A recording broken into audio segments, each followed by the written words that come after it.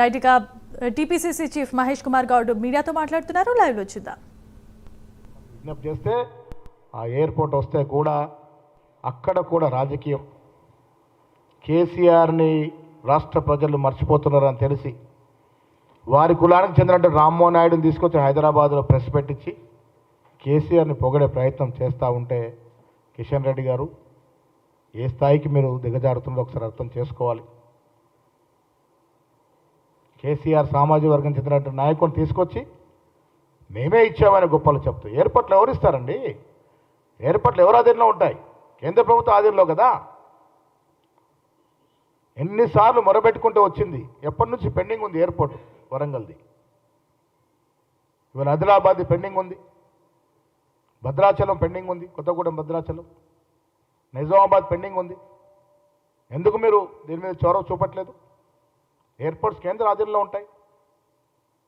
పక్కన ఆంధ్ర రాష్ట్రంలో 4-5 ఎయిర్పోర్ట్లు ఉన్నాయి, తమిళనాడులో 5-6 ఎయిర్పోర్ట్లు ఉన్నాయి, చిన్న రాష్ట్రంలో కేరళలో 4-5 ఎయిర్పోర్ట్లు ఉన్నాయి.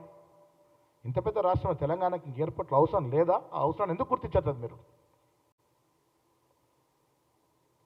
కిషన్ రెడ్డి గారికి నేను సూటిగా తెలంగాణ ప్రజల తరఫున అడుగుతా ఉన్నాను, తెలంగాణ బిడ్డ కాదా మీరు? తెలంగాణ ప్రజలు సికింద్రాబాద్ ప్రజలు ఓటేస్తే గెలవలేదా మీరు? అక్కడ గెలుస్తేనే కదా కేంద్ర మంత్రివర్గంలో స్థానం వచ్చింది మీకు. ఎందుకు తెలంగాణ గురించి మీరు పట్టించుకోవట్లేదు? పట్టించుకొని ముందుకు పోతున్న రేవంత్ రెడ్డి గారిని అడగడం ఎందుకు అడ్డుకాలు మొఖాలు వేస్తూ ఉన్నారు? తెలంగాణ అభివృద్ధి మీ బాధ్యత కాదా? ఈ దశగా ఎందుకు ఆలోచించట్లేదు?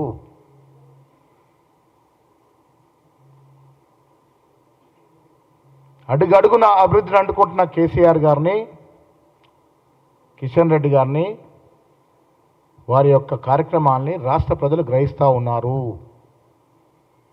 ఇది గుర్తుపెట్టుకోవాల్సిందిగా విజ్ఞప్తి చేస్తూ ఉన్నాము. ఎన్నికల వరకే పార్టీలు, రాజకీయ పార్టీలు, ఎన్నికల తర్వాత అందరం కూడా తమిళనాడు త్వరలో కలిసికట్టుగా ముందుకెళ్ళి ప్రాజెక్టు తెచ్చుకోవాలి. ఇలా సంక్షేమం ఈ రాష్ట్రంలో ఏ రకంగా ఇస్తూ ఉన్నాం మీరు చూస్తూ ఉన్నారు. బీసీల కోసం కుల సర్వే చేశాం. ఇక రఘునందన్ లాంటి వాళ్ళు బాగా మాట్లాడుతూ ఉన్నారు. బండి సంజయ్ గారిని రాష్ట్ర అధ్యక్షుడి నుంచి పదవి నుంచి తొలగించినప్పుడు రఘునందన్ గారికి మరి ఎక్కడున్నారు? అప్పుడు ఎందుకు మాట్లాడలేదు? దత్తాత్రేయ గారిని తొలగించి కిషన్ రెడ్డి గారు ఆ సీటు తీసుకున్నప్పుడు రఘునందన్ గారికి మరి తెలియదా? ఇలా బీసీల పట్ల మీకు చిత్తశుద్ధి ఉంటే మీరు బీజేపీ ఎంపీలు, నాయకులు, మంత్రులు మోడీని అడగండి, దేశవ్యాప్తంగా కుల సర్వే జరగాలి. ఎందుకు ఒత్తిడి తీసుకురావట్లేదు మీరు? ఈ దశగా ఆలోచించాల్సిన అవసరం ఉన్నది. కిషన్ రెడ్డి గారు జాగ్రత్తగా గమనించండి.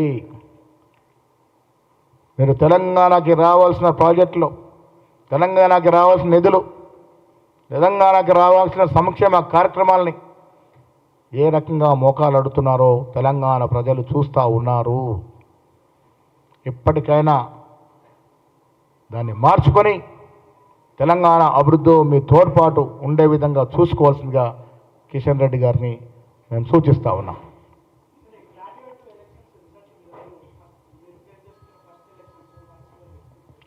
అన్ని రకాలుగా ప్రయత్నం చేశాము. అక్కడ మెజారిటీ ప్రజలు కోరుకున్న అభ్యర్థిని అవకాశం ఇచ్చాము. గెలుస్తామనే ఆశాభావం మాకుంది. గెలిచి తీరుతాం.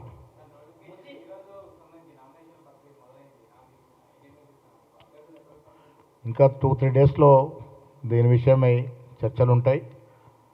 ఆశావాళ్ళు చాలామంది ఉన్నారు. సమీకరణలు, కుల సమీకరణలు, ప్రాంతాల సమీకరణలు చూడాల్సిన అవసరం ఉన్నది. అన్నీ చూసి సరైన నిర్ణయం 2-3 రోజుల్లో ప్రకటిస్తాం.